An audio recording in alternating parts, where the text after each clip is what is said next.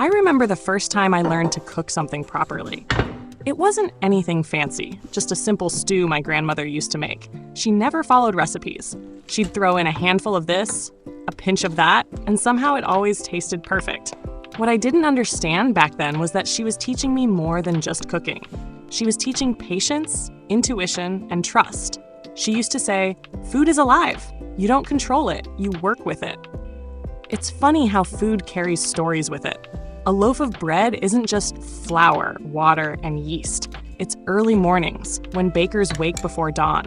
It's family dinners where everyone tears pieces with their hands. It's the quiet comfort of toast on a rainy day. Every culture has these food stories. In Italy, pasta was born out of simplicity, just flour and water stretched into endless shapes. In Japan, sushi began as a way of preserving fish in fermented rice before it became the art form it is today. In Bangladesh and India, rice isn't just food.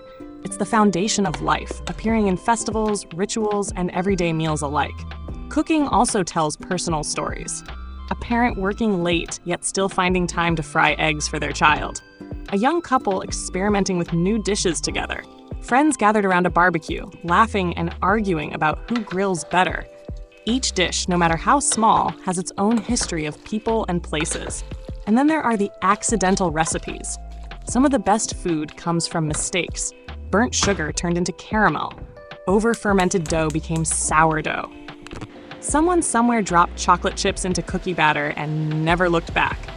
Cooking reminds us that even our errors can turn into something sweet. For me, food is a way of slowing down. The world outside moves fast. Messages, deadlines, endless noise. But in the kitchen, time stretches. You stir, you taste, you wait. It's a reminder that good things rarely happen instantly. A stew takes hours. Bread needs time to rise, and even a simple sauce rewards patience. And food connects us in ways we don't always notice. A dish cooked hundreds of years ago in a small village can end up on your plate today, slightly changed, but still carrying that thread of history. Think of tomatoes. They were once unknown outside the Americas, but now Italian cuisine can't exist without them. Or chilies, carried across oceans, reshaping dishes in Asia, Africa, and Europe. The story of food is the story of migration, trade, survival, and creativity. Sometimes, I think about what our meals will say about us in the future. Maybe one day, someone will remember their grandmother's famous lasagna, which really just came from the back of a pasta box. Or they'll tell their kids about how their father made pancakes every Sunday, slightly uneven but always served with a smile. These are the small stories that become the big ones. And when you share a recipe, you're really sharing a piece of yourself. You're saying, this is something that nourished me, something that brought me joy, something I hope will do the same for you. That's why cooking videos and food traditions matter so much.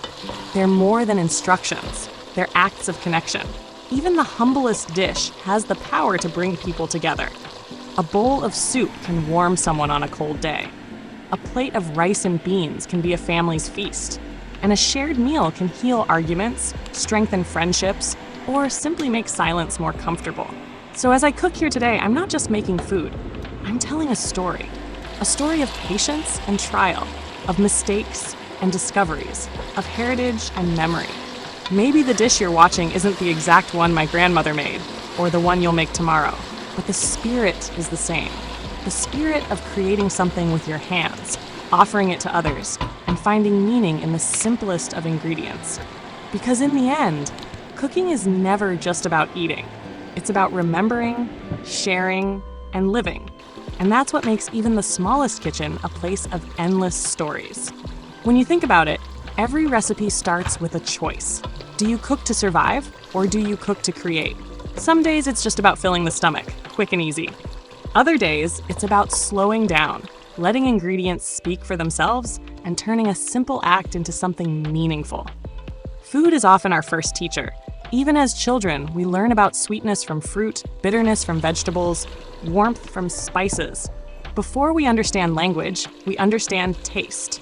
And later, when life becomes complicated, food remains a language everyone speaks. That's why I think cooking is one of the most human things we do.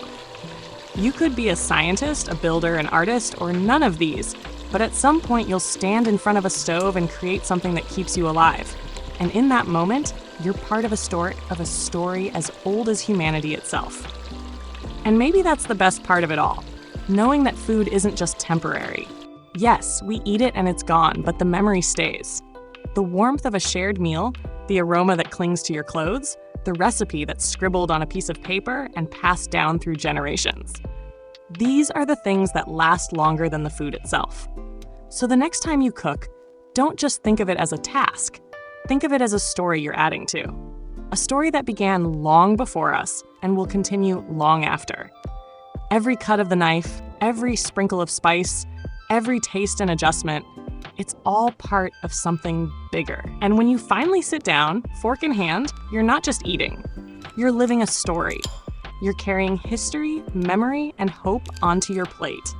And maybe, just maybe, someone else will remember this meal one day, and the story will keep going.